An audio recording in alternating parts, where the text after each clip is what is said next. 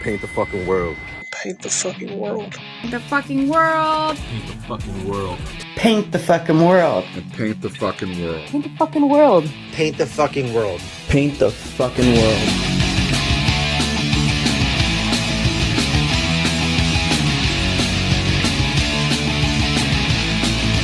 Welcome to Paint the Fucking World podcast, the Minisode. I am joined here with my co-host Nullin, as well as the Panda Pak, one of our business partners. We're going to be discussing art and music today. How you guys doing? All right. Same old. Excellent. It's Thursday. Thursday. Well, it might not be Thursday when this is released, but That's true. Oh, that is true. anyways, we're going to be talking about art and music. So I'm going to go ahead and leave the floor to, let's start with Jeff. The Panda Pak. What does music mean to you as far as art? That's such a deep question with so many answers to it. You know what I mean? For me, music is a huge part because it sets the tone and sets the mood for what I'm about to do.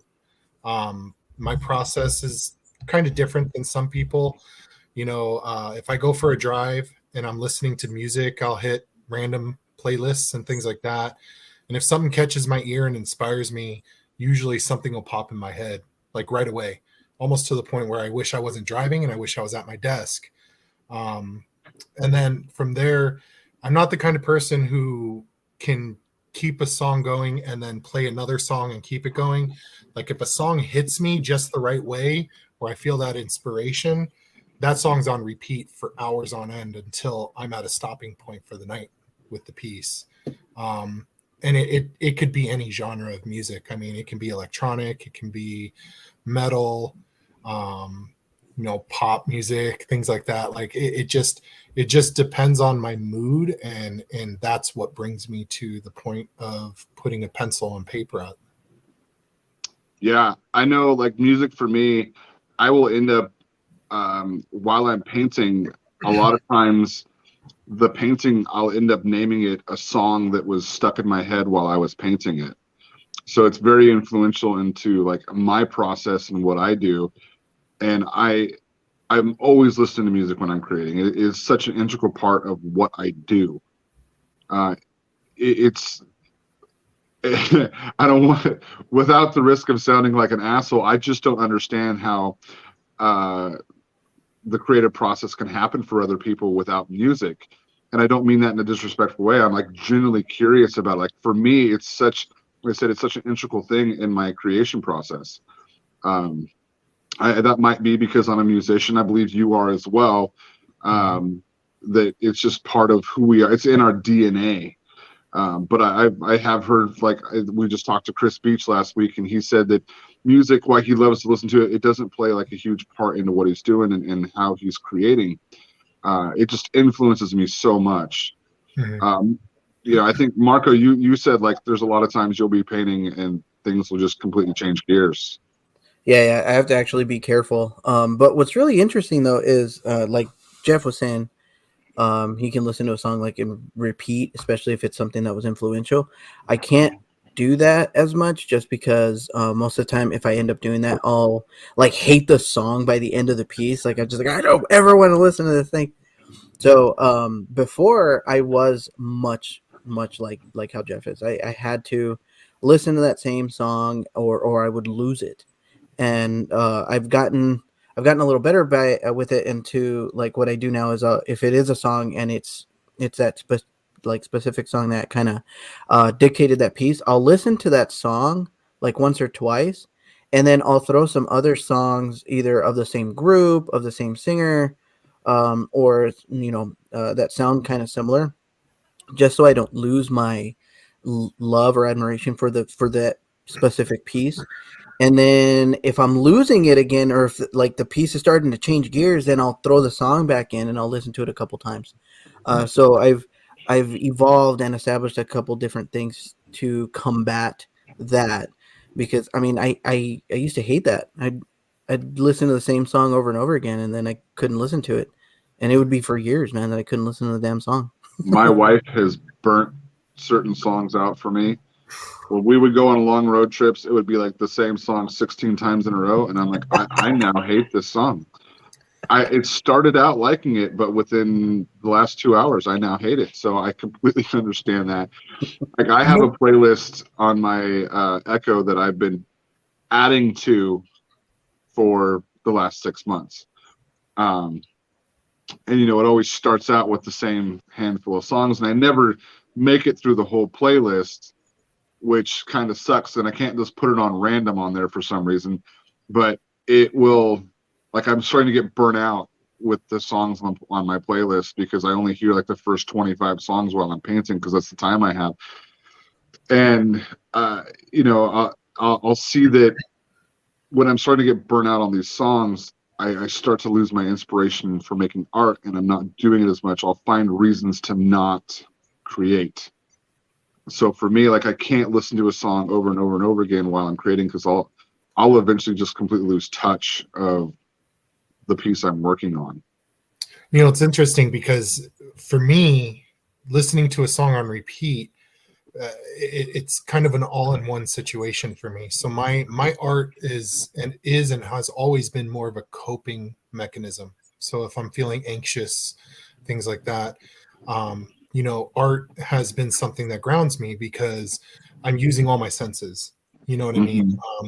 And it grounds me down, and the music is taking up my hearing. And I put a song on repeat because I'm in a mood at that moment. That song hit me, it inspired me.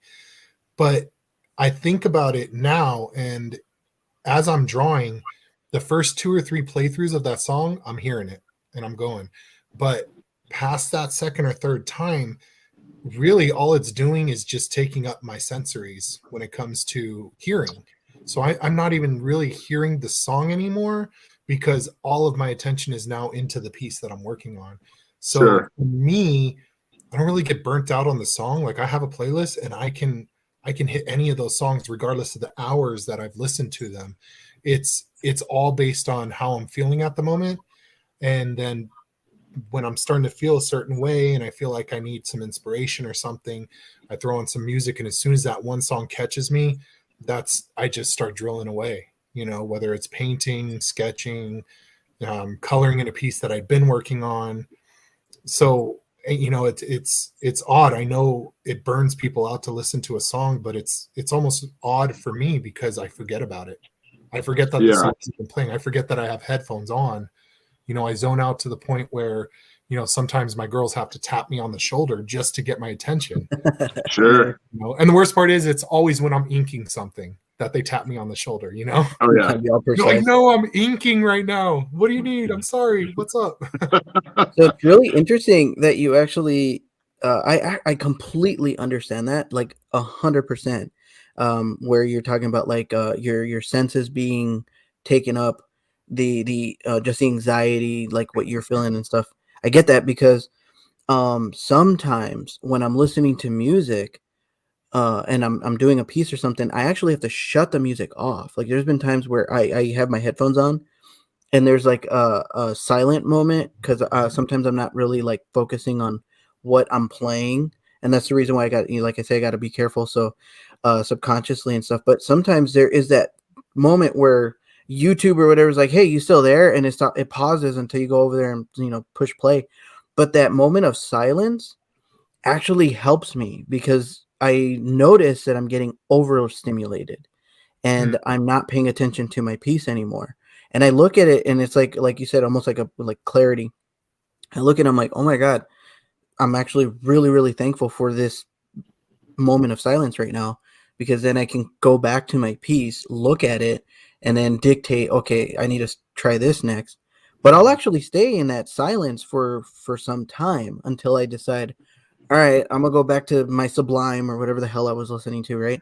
And then I'll continue. But the whole stimulated or keeping your senses stimulated, I get that 100%. Music will definitely do that, and especially subconsciously, with me, to the point where I gotta stop it sometimes. Music for me, in regards to like my artwork and how it affects me, is when I come out to do work and I turn the music on, no matter what kind of a mood I'm in, a lot of times I'll come out to my studio because I'm pissed off at something. My kid's driving me crazy.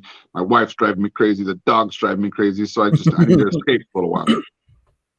I love all three of them, but they drive me crazy at times. But, I'll put music on and completely lose myself in a different world. Like it transports me into a different space, and it doesn't really matter what I'm listening to per se, but it just takes me into a whole new headspace so I can like create. And it's so interesting. Like I decompress so quick with, when I'm listening to something and I start the creation process. And a lot of times, like I'll put on music and then I will just like be feeling the music and then choose a color based on what I'm feeling at that time. And then I'll start there and just make a mess and fucking scrape it off. And with my process for my paintings, it's kind of a dance with the music and the paints. And since I have my studio, I'm constantly moving around, and I can take a step back from what I'm doing and really analyze it from a distance, where I know some people like Jeff, you sit at your desk and draw, or Marco, you don't have like the big space that I do, but and I don't even have that big of a space, but I'm able to step back like 10, 12 feet from my piece and really take a step back and look at it and feel the music and zone in on what I'm doing, and then go from there. So it's this, like I said, it's this dance that I have with, the music that's going on and the creation process. And it's a very intimate thing. That's why you don't see me live painting a lot. It's because my whole process with the music that's going on I'm usually singing along to the music, and I have this, it's hard for me to like actually live paint because of that. Like it's a deeply intimate process for me when it comes to my creation, and music is like at least 50% of that process. Like it really, really influences and dictates what I'm going to make, and it relaxes and calms me to the point where I can, or angers me or gets my heart racing depending on what I'm listening to. So it's interesting how much it affects me as a person and as an artist. So yeah, absolutely. I mean, for me, it's odd because aside from like some of my like comic book style art and things like that I've always grown up doing, my more inspired art that I just recently started sharing on social media in the last year and a half, 2 years, I've never really shared that type of art. It's always been like the comic book genre, and sure. Hung out with a lot of art. One of my good friends owned a comic book shop. We would go to conventions, things like that. Like it was a scene I was very into. Still am in certain ways. But my inspirational art, as I call it, where it's more intimate and more inspired with questions in my mind, a lot of it spans from just listening to music. Like I'll have some, classical style, almost cathedral style music playing randomly, Nice. and it just starts to make me think of different things and questions and themes. And one of my more popular pieces that I did was my Virgin Mary, the pink Virgin Mary. She has an eye in her throat, and the skull, the goat skull in the picture and everything like that. And it's like, the music I'm listening to, it will spark a memory for me in some way, shape, or form. And that memory could be me being young, growing up, going to church, and the representations that I was taught in church compared to the now popular opinion in the church that's vastly different than what I grew up being taught. Sure. What I mean? And just how things have changed. And I'm not bashing one way or another, but it creates questions in my mind, right? And so, Right. You start to juggle with the levels of hypocrisy that you can see or that you've witnessed, or the dualities in life in general, things like that. And when I get hit with that kind of a thought, I literally at that moment, like even if I'm driving around, I immediately pull a U-turn, beeline home. And then I go put my headphones on, put that song back on. I sit down, and then, 5, 6, 7 hours later, because usually it's 6, 7 o'clock at night, and I don't finish till 1 or 2 in the morning. You know what I mean? Like that piece is coming to fruition. And I think the biggest problem that I have as an artist is my level of patience, because I know I can't paint or I can't draw for 25 hours straight. And there's no way I'm going to finish this piece in 4 hours. Right. So I'll push and push and push to the point where I'm like, okay, I got to stop.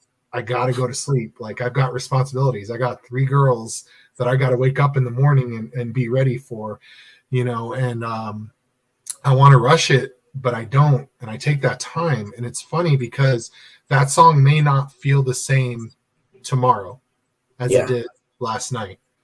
Yeah. But again, that's the whole thing with me. Like I don't get burned out on songs. Like I'll just put that playlist on shuffle, and after 2, 3, 4 songs, all of a sudden something may hit me, and I'm like, boom, that's it. And then I just hit that repeat button, and that's the song that's the song that I drill into. I don't know what it is, but it literally, like, some music will just spark. You know what I mean? Like, I don't know if you guys have ever experienced it, but there are songs that if I listen to it, like I'll get teary-eyed. I don't know why. Mm-hmm. It's just the emotion that draws out in me. And I just utilize that emotion to put on paper whatever I feel at that moment. So have you ever listened to a song and you get goosebumps, right? Oh, yeah. Right? Okay.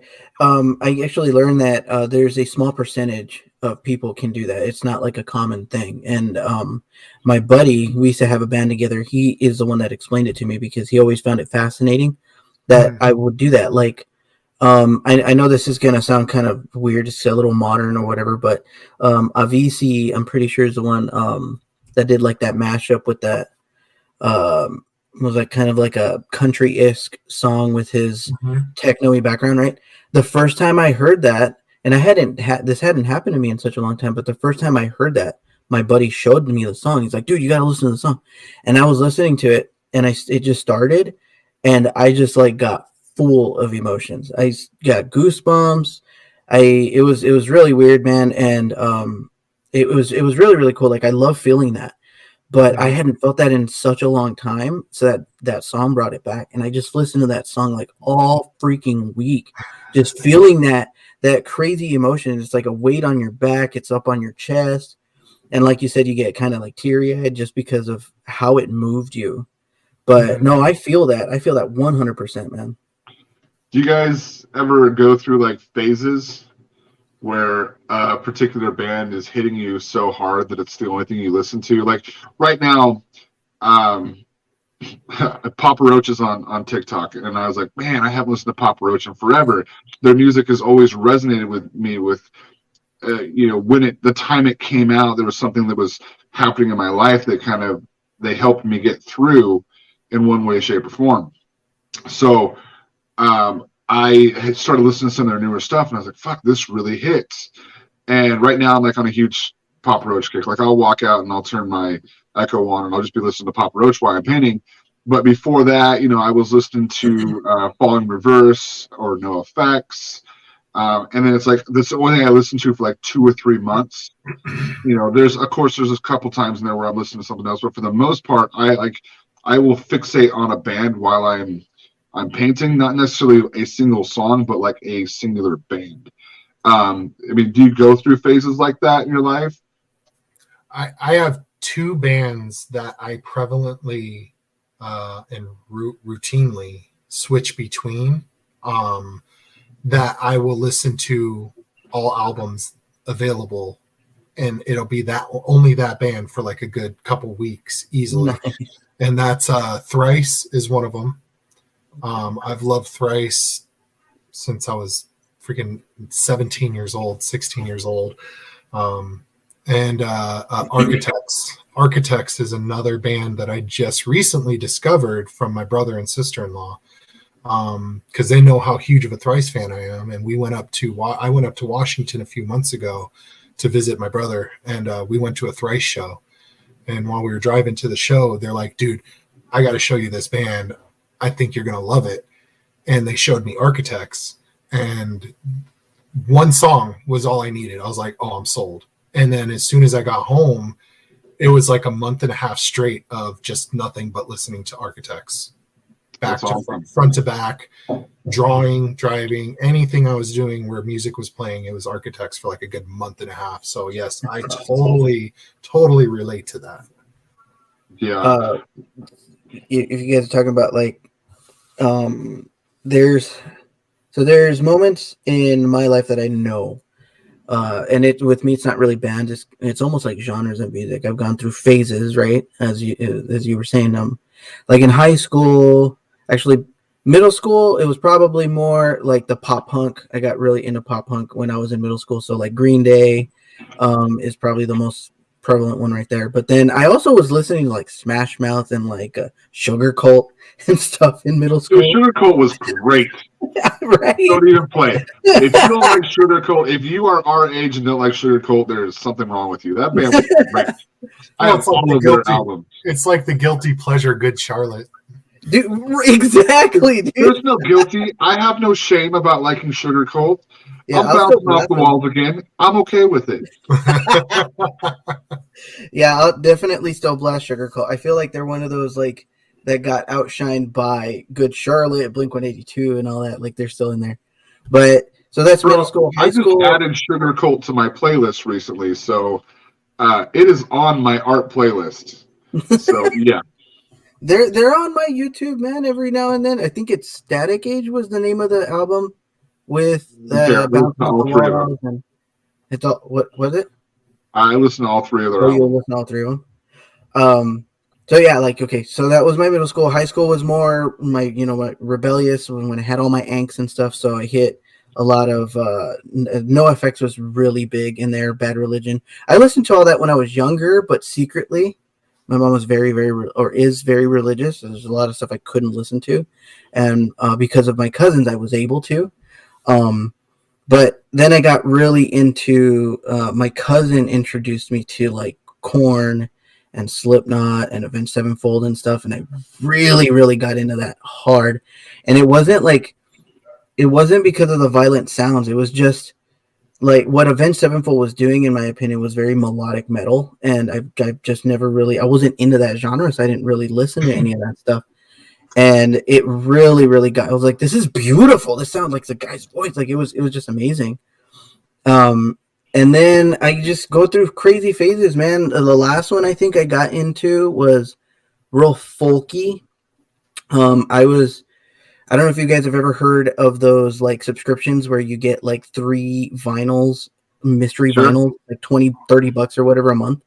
Well, they sent me one, my first pack, and they sent me. First of all, I liked every single one of those packs. I can't think of a single album that they sent me. I was like, this is trash. Why the hell did they send me? But they were all different genres. I got really, really into slow, like mellow sounding folk music thanks to that company. I was like, dude, this is bomb. And then I got really into soul. So I went back into like soul music, started listening to a lot of Seal and like Motown stuff. Right? You can't go wrong with Seal. Like I'm not gonna lie right now. Best of acoustic album. That Seal was forever ruined for me because of Joel Schumacher's Batman. Because of Batman? Come on, dude, Kissed by a Rose. That is what introduced me to Seal. Is Kiss from a Rose. All right. I'll give you that, but it like every time I hear that song, it's just like trauma because those Batmans were so terrible. I mean, I could grab my guitar and play the acoustic version for you right now. I have no doubt you can do that, but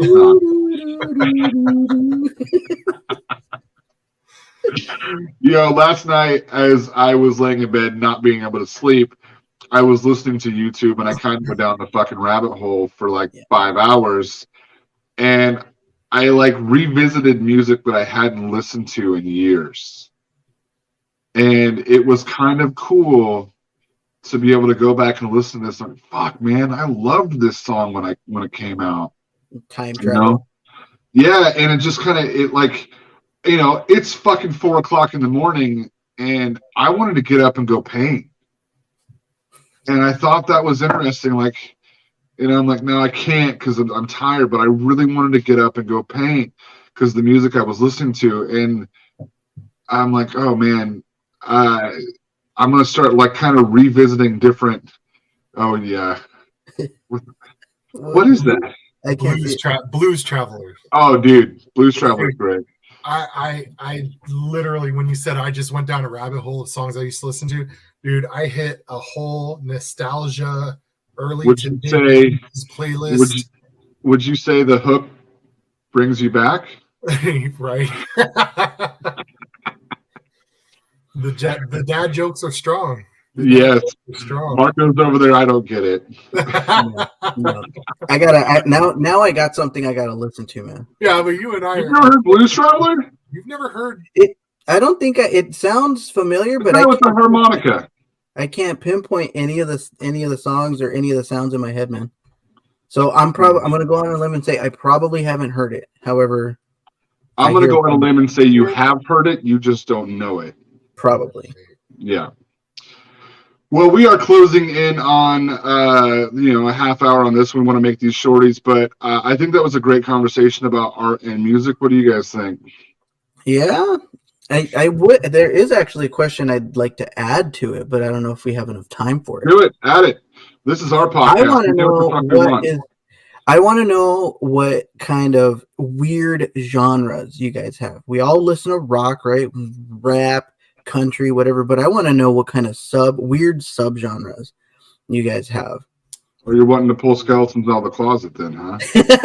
Well, Tyler, you know me, you know how I am. I'm like an encyclopedia. I got like all kinds of weird stuff. I listen to all kinds of weird stuff. But I want to know if you guys are as open to music or as open to sounds as I am. Because I don't even know if I'm really open. I just listen to a lot of stuff. I guess I listen to a lot of Halloween themed rock and roll metal stuff that, I know a lot of people know Wednesday 13 and the Murder Dolls because of Joey Jordison and things like that. So I really like I have a Wednesday 13 tattoo. But like there's also these like subgenres within the Halloween type music that I really enjoy as well, and some of them are kind of techno-y and kind of off the wall, and nice. So I listen to a lot of that stuff, but I guess I'm kind of vanilla when it comes to my music. Like I'm a huge punk rock fan, and I know there's a lot of subgenres of punk, but there's a lot of subgenres. I listen to so much music that it's hard for me to say this is my one skeleton out of the closet that I'm going to give you. But I would say Halloween themed music. And I don't know if you've ever heard Wednesday 13, but most of his songs are all based around like horror movies or a Halloween or horror themed aspect. So I really enjoy his work. His first band that he put out was Frankenstein Drag Queens from Hell. And then he went to Wednesday 13, and then he was in the Murder Dolls with Joey Jordison from Slipknot. And all three of those bands, I love their entire catalog because it's just dark and spooky. He take a Rob Zombie, for example, but kind of exacerbate that more into the Halloween universe. So okay. I guess that is for me. So I have two playlists that are out of the norm when it comes to the type of music. And one of them, I had to look it up because I'm like, what did I call that playlist? One of them is like a Gothic Ambience. So it's a lot of like melodic orchestral piano style music, but with a very Gothic feel, kind of a dark overtone. I really like that playlist. I'll put it on especially when it's super late at night. I can't sleep, and I'm like, you know what? I'm just gonna go take up some time and put some pencil to paper. I use that one, and then I have another one that's pretty funny. It's a playlist from PF Chang's, actually, believe it or not. Wow! Wow! So it's very Eastern Asian influenced style music mixed with like a little bit of a hip hop beat. A lot Instrumental? Yeah, instrumental. There's Okay. some lyrical. PF Chang's has their own playlist. Yeah, it's funny. I brought my 14-year-old daughter out for a night just to go to dinner, and we went to PF Chang's, and I was listening to the music, and I asked the waiter, and I was like, "Hey, what are you guys playing?" And he came back a little bit later, and he's like, "It's actually a Spotify playlist," and he showed me, and I was like, "Hell yeah!" So I brought it up, bookmarked it. That's hilarious. I rock that playlist. There's all sorts of artists on that playlist that they have, and it's very Asian influenced sounds mixed with like hip hop beats. And I mean, it's not quite like some people describe like the samurai trap music. It's not quite at that hardcore. Is that a thing? Yeah, that is a thing. Oh Yes. yeah, it's totally a thing. It's badass. I like a lot of that too. Samurai trap music. Yeah. Okay. I had no clue. Check it out. It's there.